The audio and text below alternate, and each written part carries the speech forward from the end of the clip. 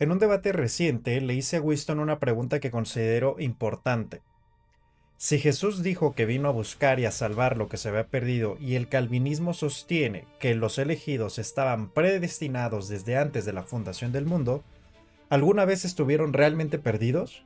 Su respuesta fue sí, pero no. Y hoy vamos a analizar si esa respuesta es suficiente. Si Jesús dice que él vino a buscar y a salvar lo que se había perdido, pero existe la predestinación soteriológica, entonces ¿el ser humano o el elegido en realidad alguna vez estuvo perdido? Y su respuesta fue sí, pero no. Voy a analizar su respuesta en 4 puntos, del más débil al más fuerte de su argumento. No busco ganar un debate, busco que el texto hable por sí mismo. El problema de Sherlock es que entiende la palabra perdido en un solo sentido semántico. La palabra perdido es un término semántico amplio. Winston tiene razón en que el término puede usarse en más de un sentido en la Biblia. Eso no lo discuto. La pregunta es ¿en qué sentido lo usa Jesús específicamente en Lucas 19:10? Y para responder eso necesitamos ir al texto griego. El participio griego usado en Lucas 19:10 es to apololos. Es un perfecto activo intransitivo. Eso significa dos cosas importantes.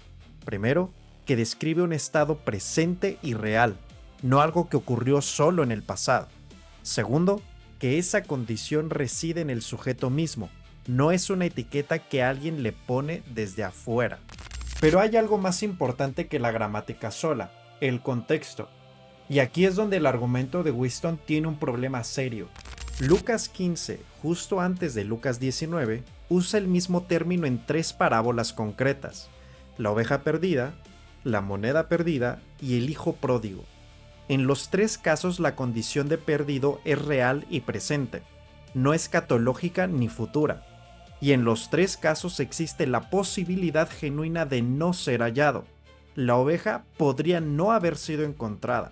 La moneda podría seguir perdida. El hijo podría no haber regresado. El argumento se puede formalizar así. Una condición es real solo si su opuesto era genuinamente posible.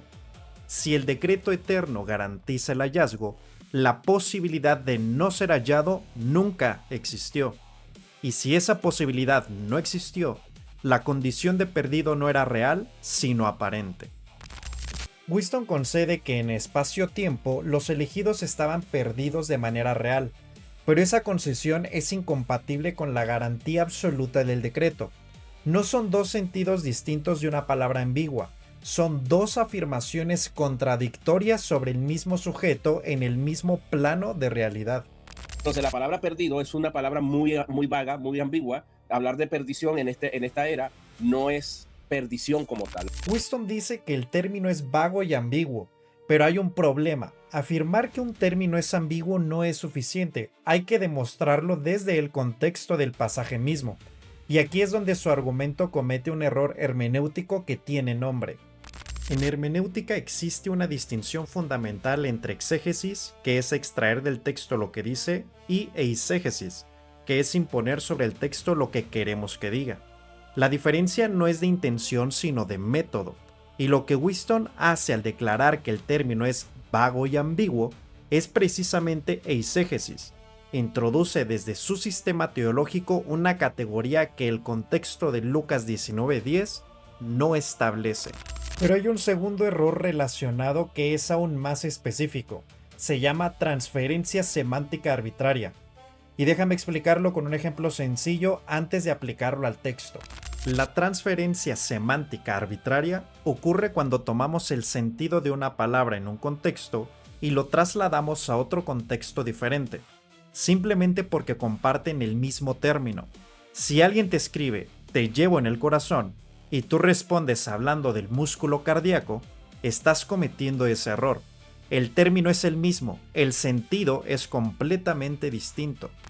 Eso es exactamente lo que Winston hace con el término perdido. Toma el sentido escatológico que la palabra tiene en otros pasajes y lo importa sobre Lucas 19:10, ignorando que el contexto inmediato de Zaqueo y el contexto inmediato de Lucas 15 ya establecieron el sentido primario con claridad. El principio hermenéutico correcto se llama proximidad contextual. Antes de buscar el sentido de un término en pasajes distintos, hay que agotarlo en el contexto más cercano. Primero el versículo mismo, luego el capítulo, luego el libro, y solo después, si el texto sigue siendo ambiguo, recurrir a otros pasajes. En este caso, el contexto inmediato de Zaqueo y el mediato de Lucas 15 son suficientes para establecer el sentido. No hay ambigüedad que resolver. Winston podría responder que está aplicando la analogía de la fe, que es el principio de iluminar un pasaje oscuro con otros textos de la Escritura. Es un método legítimo, pero tiene una condición que no se cumple aquí. El pasaje tiene que ser oscuro, y Lucas 19:10 no lo es. Afirmar que es oscuro para poder introducir un sentido externo no es analogía de la fe, es oscurecer un texto claro. Entonces, ¿cuándo aplicar la analogía de la fe? Su uso legítimo es cuando el texto es oscuro o ambiguo, y es por tanto que se busca claridad en textos más claros del mismo tema, mientras que es un uso ilegítimo cuando el pasaje tiene claridad contextual propia y se introduce un sentido externo para modificar lo que el texto ya dice. Introducir sentido externo sobre un texto claro no es analogía de la fe. En resumen, el problema de Winston en este punto no es que use mal una palabra, es que su método para defender la distinción de sentidos requiere demostrar una ambigüedad que el texto no tiene, y al no poder demostrarla desde el contexto, la introduce desde afuera. Eso tiene consecuencias para todo su argumento, como veremos en el siguiente punto. Este es el punto más importante del video, no porque yo lo diga, sino porque Winston mismo lo dice. Escuchen con atención esta afirmación. Se puede decir, no, yo no estaba perdido, yo estaba perdido antes de creer, porque el medio tiene que cumplirse para que haya perdón de pecado, justificación. Pero en un sentido amplio, no estaba perdido, porque la salvación estaba garantizada, estaba salvo en cuanto a garantía, estaba en un sentido predestinatario, yo estaba salvo. Pero en la esfera, tiempo y espacio, antes de que los medios de Dios me alcanzaran, yo estaba perdido. Winston acaba de admitir dos cosas al mismo tiempo. Primero, que la salvación estaba garantizada, y segundo, que en espacio-tiempo estaba perdido de manera real. El problema es que esas dos afirmaciones son incompatibles entre sí, y no porque yo lo diga, sino por lo que el propio texto de Lucas 15 establece. Winston sostiene simultáneamente que estaba perdido de manera real en el plano espacio-temporal, y que la salvación estaba garantizada. Pero esas dos afirmaciones no pueden coexistir. Si la salvación estaba garantizada, entonces la posibilidad de no ser hallado nunca existió. Y si esa posibilidad nunca existió, la condición de perdido en ese mismo plano no era real, sino aparente. Recuerden lo que vimos en el bloque 1. En las parábolas de Lucas 15, la condición de perdido era real precisamente porque la posibilidad de no ser hallado existía. La oveja podía no ser encontrada, el hijo podía no regresar. Esa posibilidad es lo que hace que la condición sea genuina y que el hallazgo produzca gozo real. Si eliminamos esa posibilidad, todo el peso narrativo y moral de las parábolas de Jesús desaparece. El problema de fondo es que Winston usa la palabra real de manera equívoca. En cualquier contexto ordinario, decir que algo es real significa que tiene consecuencias genuinas y posibilidades genuinamente abiertas. Pero Winston usa real para describir una condición que, por definición de su propio sistema, nunca tuvo posibilidades abiertas. Eso no es real en ningún sentido ordinario del término. Es exactamente el mismo problema que le señalamos cuando usa perdido de manera flexible. Está redefiniendo las palabras para sostener el sistema. Y aquí quiero ser justo con Winston. Esto no es un error que él cometió por descuido. Es una tensión estructural dentro del propio calvinismo. El sistema afirma simultáneamente depravación total genuina y elección irresistible garantizada. Estas dos doctrinas generan la misma tensión en cada nivel del sistema. No es un problema de Winston solamente, es un problema del sistema que él defiende. El calvinismo sostiene por un lado la depravación total. El elegido estaba genuinamente muerto en sus delitos y pecados antes de la regeneración. Y por el otro, la elección irresistible. Ese mismo elegido será hallado inevitablemente por decreto divino. Pero si el hallazgo era inevitable, La condición de muerte nunca fue genuinamente definitiva para él. La depravación total pierde su peso ontológico y se convierte en una etiqueta descriptiva sin consecuencias reales. Winston no puede tener ambas cosas al mismo tiempo, una condición real de pérdida en el plano temporal y una garantía absoluta de hallazgo por decreto eterno. No son dos sentidos distintos de una palabra ambigua, son dos afirmaciones contradictorias sobre el mismo sujeto en el mismo plano de realidad. Y esa contradicción no se resuelve con más distinciones semánticas, se resuelve revisando si el sistema mismo es coherente con lo que el texto dice.